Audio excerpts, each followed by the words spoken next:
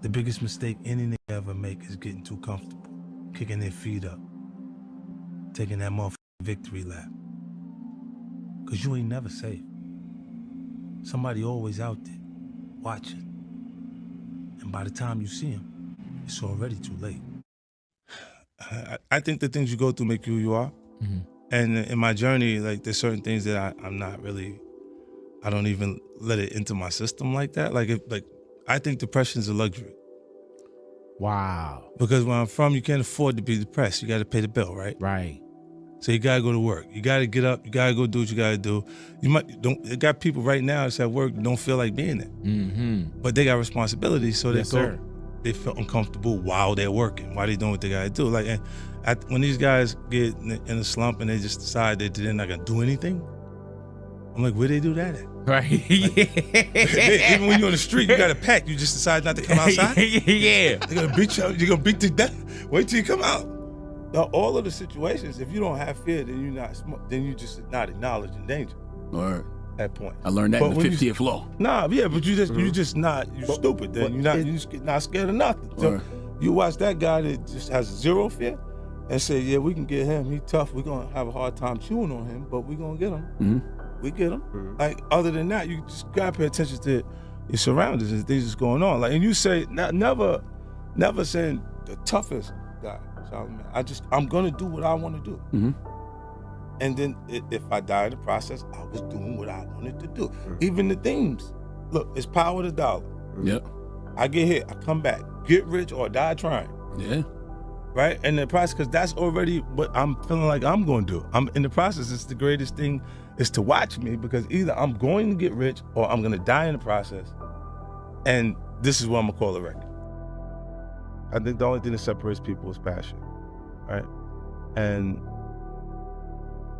having the ability to focus on something, or to work on it, will allow you to work hard enough to be good enough at it. That's the Kobe Bryant run. He outworked those people. He a lot of people in the league form according to their paycheck. So they're like, I ain't getting that money, let them do it. Kobe was there every day. Yeah, and that's what separates him and makes him special to us in a different way, even after he's gone.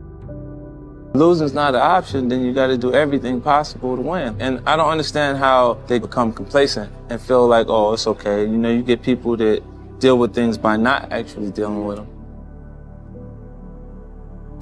And it was a time that I actually didn't have anything, because the things that I acquired when I was hustling, it kind of went away. I had to get rid of it in order to have enough to stay afloat.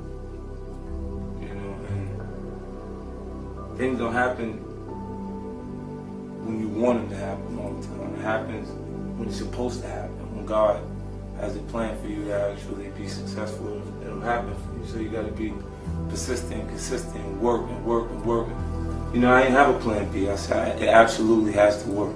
So I stayed focused and I made it happen. People are really loyal to their comfort, and when they are forced to actually sustain things that they have, they can get upset with whoever appears to have everything, no problem. Whoever's doing it easy in their mind, because I've been working to consistently keep it like that. I've been on the Forbes list 5 years in a row while I haven't released the album in 5 years, and I haven't released the record. While doing everything else, the part that they feel like isn't working, because when they're not actually making music and we're not really grinding on that level. See, I'm not in the street, but I'm close enough to the street to know exactly what's going on. Call me the fire hydrant. I won't be moved. Mm-hmm. You see what I'm saying? I'll be a part of our culture for a long period of time, because you still won't be able to find someone that has a period of time. It's a 10-year block. There's nothing happening in hip hop but that. That whole 10 years is And those eras aren't normally decades, man. They're normally a few years. A couple months for a lot of them. Didn't have a major record company marketing to promote my project till 2003. Right. So for that time period, I had to run on my own energy. I had to convince myself that I'm gonna make it. Regardless of how people felt at that time. And what it does is it makes you feel like, well, it made me feel like there's gonna be points that people are gonna mistake my confidence for arrogance, because they don't understand the process I went through. And how much I had to believe in myself in order to make these things happen. I feel like you can will yourself into a good space. Things that are meant to happen will. And if you believe in yourself enough, you can help yourself learn.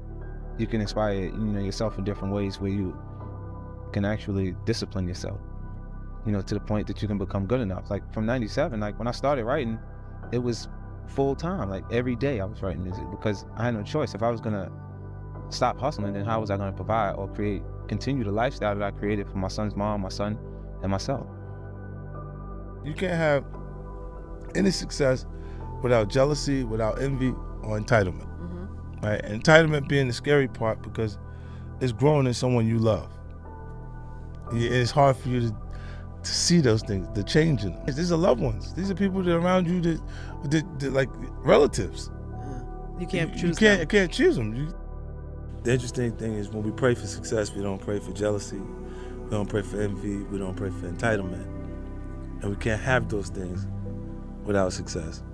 And this is what changes the relationships around you from the start. Because I wanted everybody to come with me because we went on the road. By the time we got from the tour, I said, I can do whatever I want as long as I keep working.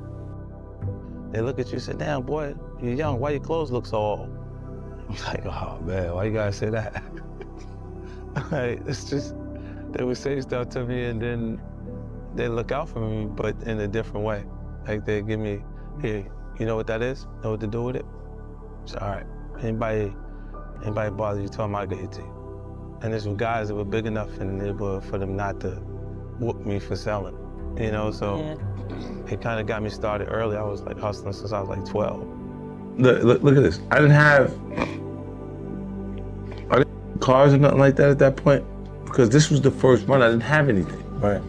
I had $800 a month for my responsibilities, the rent and stuff. So I went on that tour. Following that, by the time I came back, it was $38 million there, and no idea what I was going to do before then in tax time. That's crazy. So it was like, we went to work, like really work. I was like, what you going back for? You want to go home? Right. We didn't have at home. Right. You going back there for? Like, you know what I'm saying? Like, you want to go home? Like, that was a threat. If you told me that if they push me to a certain point, I'll mess up in front of everybody. Yeah, I'm tired of the capability to just go there because it's just the way I'm brought up. Like, I never ran from anything because I never had nobody to go to. I've always had where I'm going. Home to get me. Ain't nobody there. Right. You know what I'm saying? Like, so I've always been in a situation where I'm forced to deal with it myself, so. I associated everything good with my mom. And when she went away, all the nice things went away. So I would see, God, the nice cars, clothes, jewelry, different things, and they would appear to have everything from my perspective at that point. And it kind of led me into the same lifestyle that she was actually in. And I started hustling too, because they'd ask, like, what's the matter with your shoes? And not realize that there's no one there to buy those shoes anymore. They buy your shoes the first time, and then when they get tired of feeding you fish, because after we eat the fish, we hungry again. They give you a pole. Ain't no school for this shit. You gotta be smart enough to pick up the information as you go. I was crazy enough to believe what the fuck I was saying gonna happen was gonna happen. And that's why I was persistent enough and consistent enough to exist now. My grandfather told me, you don't get as far as the you talk to for no reason. You'll be successful as the that you talk to for no reason. What I mean is, if you spending your day talking to a nigga and got nothing going on, what the fuck kind of information could he offer you? Can he help you learn something? Can he teach you something in the conversation?